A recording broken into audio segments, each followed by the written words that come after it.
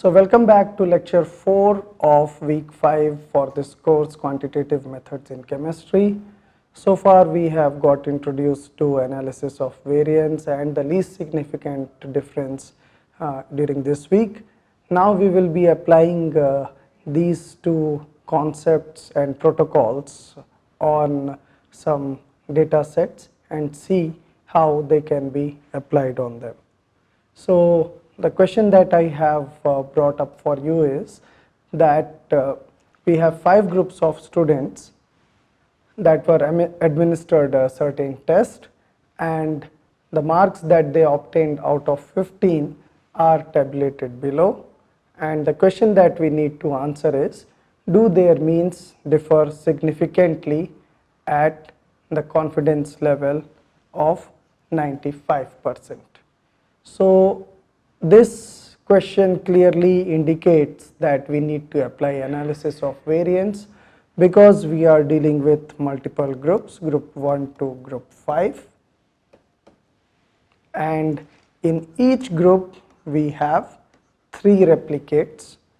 So before undertaking analysis of variance on this sample, I would want to suggest to you that you are free to apply what is known as an eyeball test to intuitively feel the data. In other words, you can have a closer look at the data sets and see if you can figure out whether certain data sets will be indeed different from others or not. For example, if I look between data set 1, which is group 1, these 3 data points, and group 2, what I observe is that in group 1 I have 2 values which are in double digits, while in group 2 all the values are in single digits. Similarly, if I compare group 3 and group 4, the similar difference is seen. So visually also this data indicates that there may be differences between the mean values of these groups, and now we will perform a detailed analysis of variance on this data set to check whether this indeed holds true or not. So the protocol enlisted is here. We will have to first state our null hypothesis and also the alternate hypothesis. Let us go to the board and do that. So as step 1, we will state our null hypothesis, which we denote as H0, and which indicates that the mean values of group 1, group 2, group 3, group 4 and group 5 are all same. Now we also state the alternate hypothesis,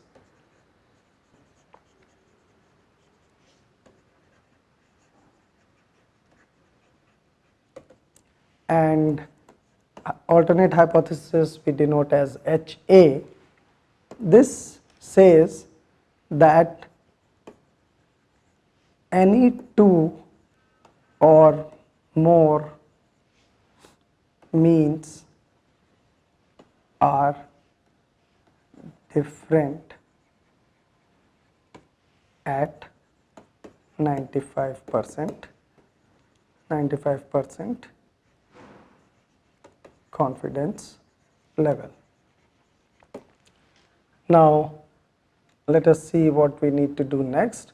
Next, of course, we need to calculate the grand average, and the grand average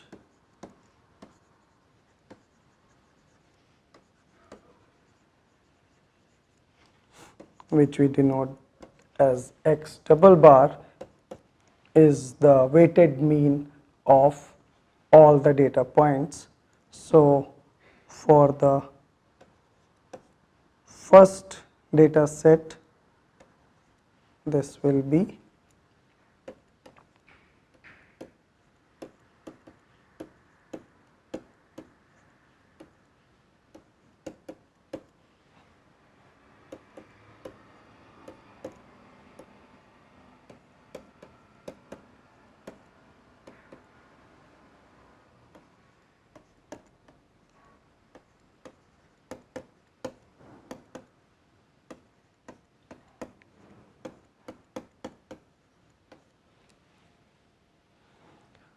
So let me also tell you that I had calculated these numbers which are shown here are actually the means of individual groups, and I have tabulated them here. So for group 1 the mean is 10.5. Similarly, for group 2 it is 9.0, 12.5 for group 3, 8.7 for group 4 and 11.8 for group 5. And what I have also done is to calculate the standard deviation values for each group, and those are also tabulated here for your convenience. So when we use the group means to calculate the grand average, the grand average value comes out to be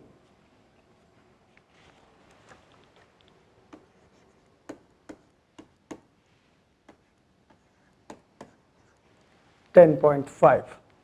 Now from this, as the third step, we will calculate the sum of squares due to factors which we denote as SSF, and without going into details, I will calculate it for you, and this is coming out to be 33.54 for this data set. Now we also know that the degrees of freedom here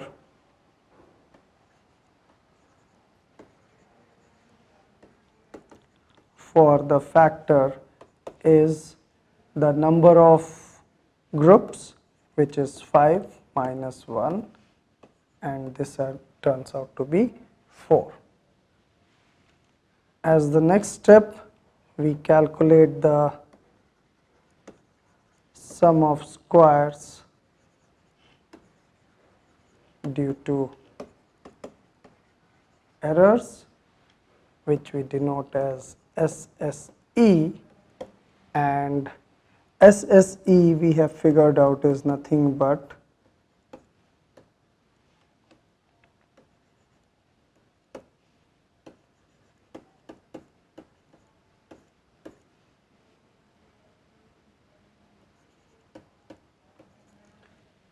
the standard deviation squared, which is variance for individual groups, multiplied by the degrees of freedom within each group. So this, if we calculate, this turns out to be equal to 2 into 0.818535 squared plus 2 into 0.458258 squared plus 2 into 0.458258 squared plus 2 into 0.781025 squared plus 2 into 0.585947 squared. Now when we undertake this analysis, the sum of squares due to errors comes out to be 2 into 2.04333 or 4.08666. So for sum of squares due to errors, the degrees of freedom for errors is equal to n minus I, where n is the total number of data points in our data set and I is the number of groups present. So this is nothing but 15 minus 5 is equal to 10. So from these we will be able to calculate in the next steps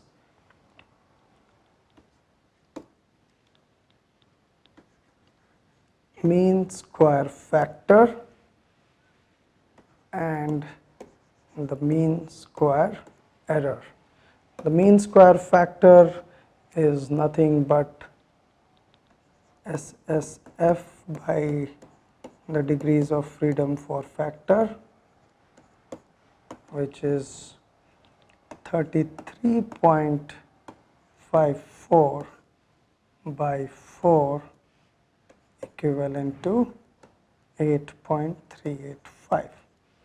Similarly, mean square error is sum of squares due to errors divided by degrees of freedom for the error, which is 4.086 divided by 10, and this turns out to be 0.409.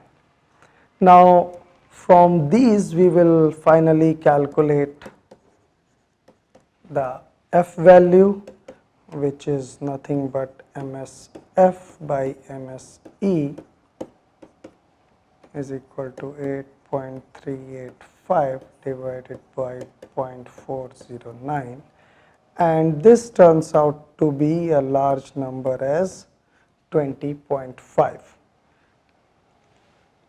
In the final step, we will compare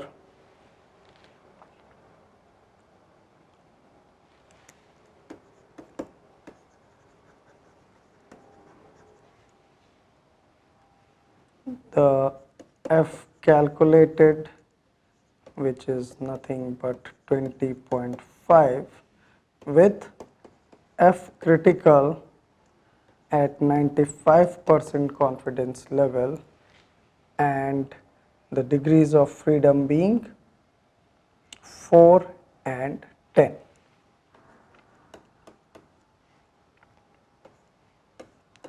So let us quickly go to the F table at 5% confidence level and see what this number is for our data point.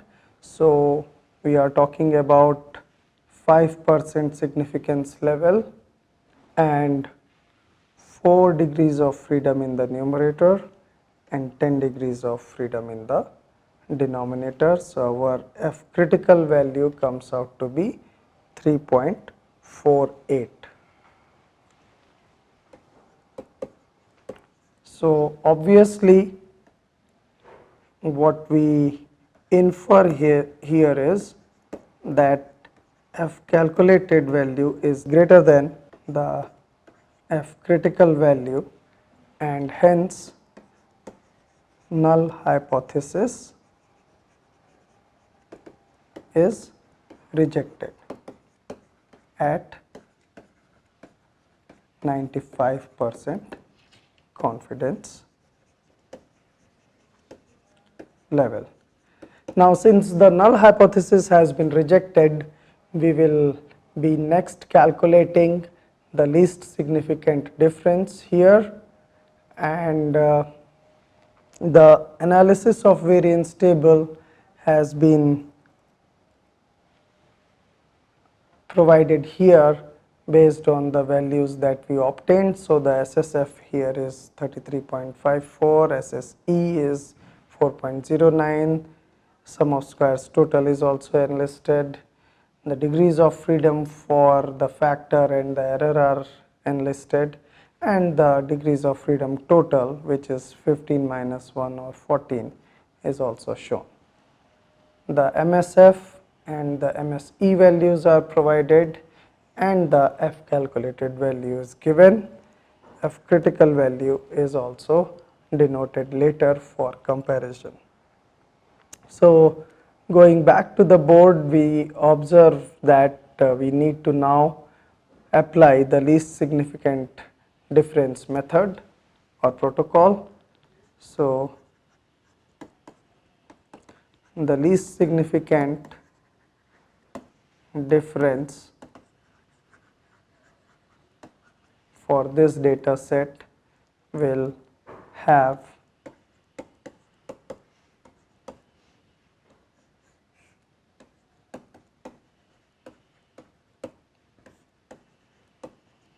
so the t value will be calculated again at 95% confidence level and at 10 degrees of freedom, which is 15 minus 5. So, let us go to the t table and see what this value would be. So, t table at 5% significance level and 10 degrees of freedom gives us a t value of 2.228. Now, inserting this in our LSD calculation, we get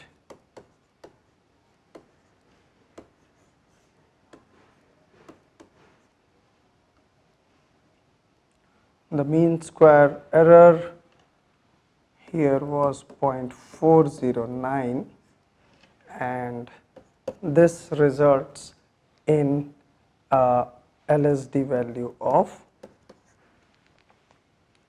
1.16. Now, any group or sample means which we compare, if the means are greater than 1.16, they are considered to be statistically significant.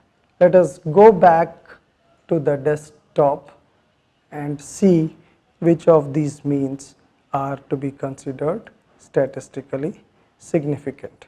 Now, we have already calculated the means here.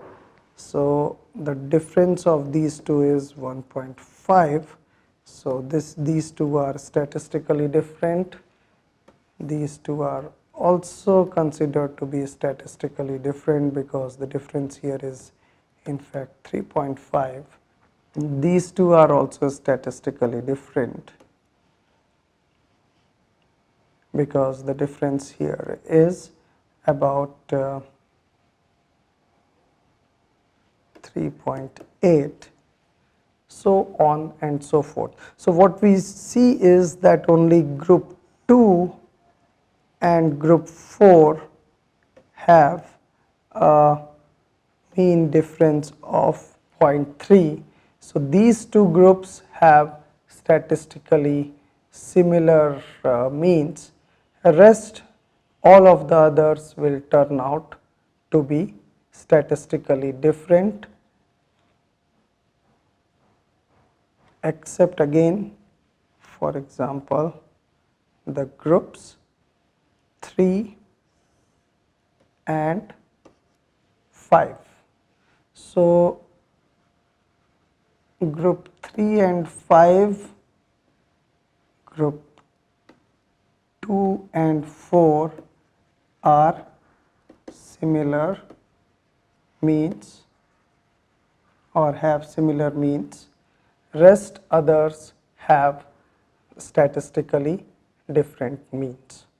Now, another way in which you can be asked this question of analysis of variance is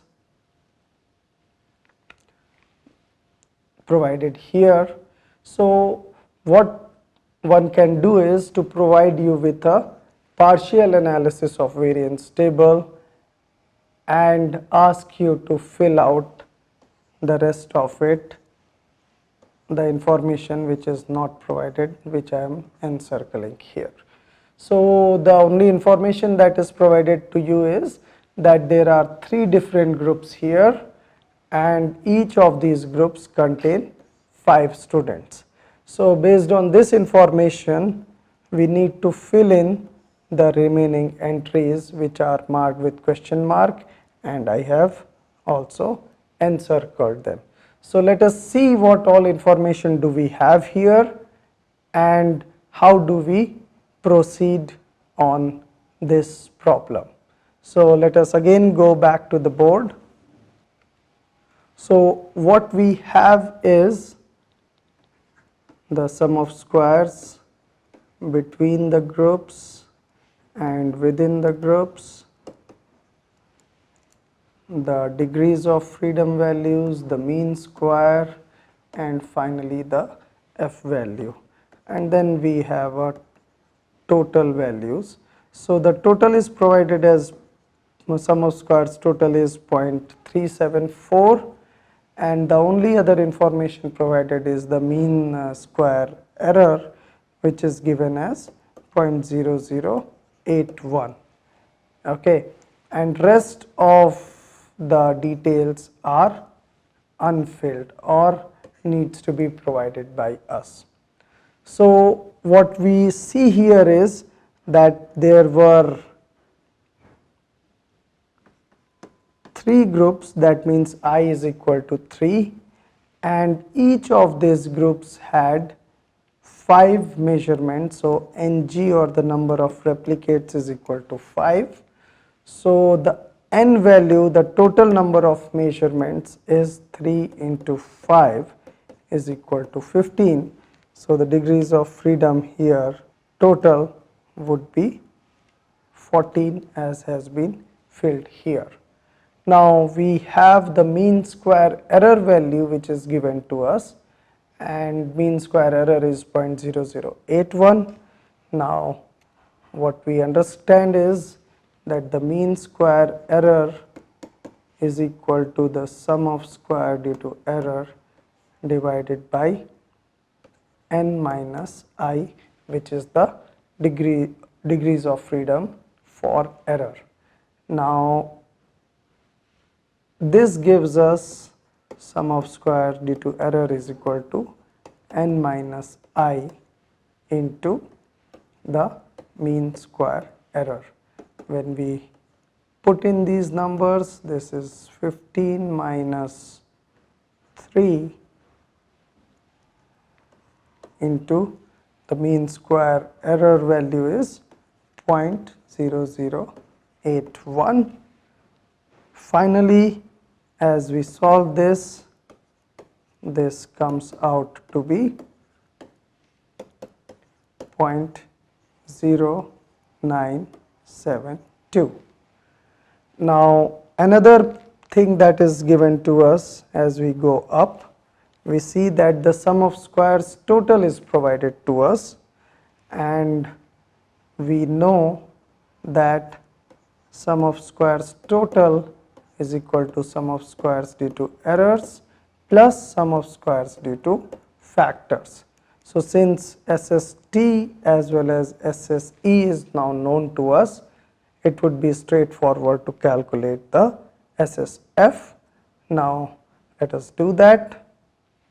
So the SST is provided as 0.374, and from that if we subtract the 0.0972, this will give us the sum of squares due to factors, and this turns out to be 0.2768 as the SSF.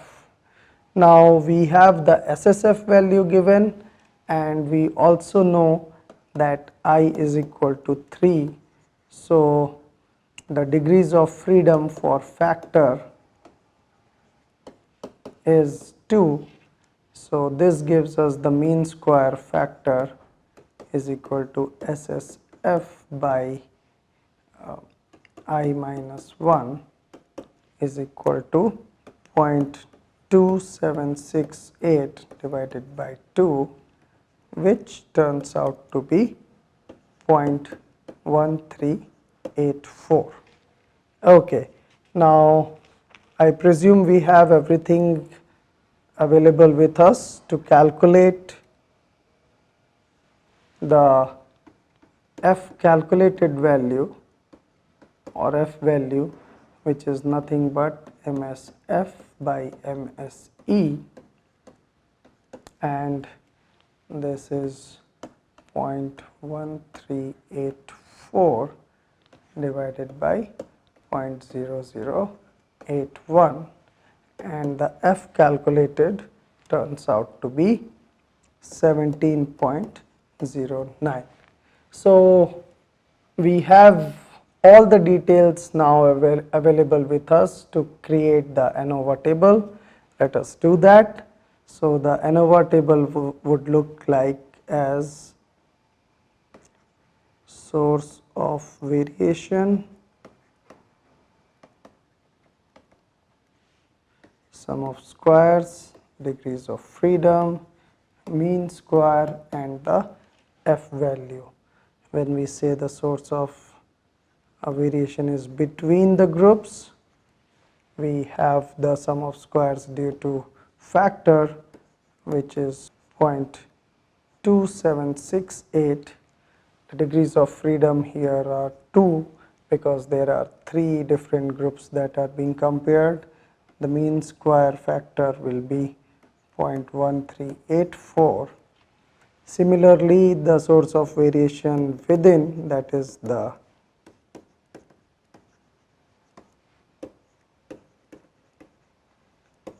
error, in that case the sum of squares due to errors was calculated as 0.0972. The degrees of freedom is 15 minus 3 is equal to 12. The mean square error is 0.0081. This is already given, and we have already calculated the F value as 17.09. So this completes our ANOVA table with only a very few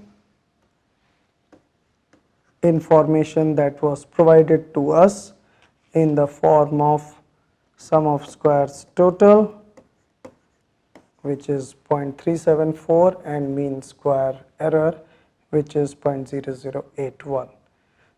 So you can see that we can complete this ANOVA table when only very little information based on the mean square error and the sum of squares due to total has been provided. The n value and the number of replicates and the I value, which is the number of groups, was also provided to us. That allowed us to complete this ANOVA table. So with this we come to an end of this week's lectures. I hope you got a fair idea of how analysis of variance is to be used both manually and through Excel, and you can also utilize the least significant difference to figure out which of the groups have statistically different means at a certain confidence level. Thank you.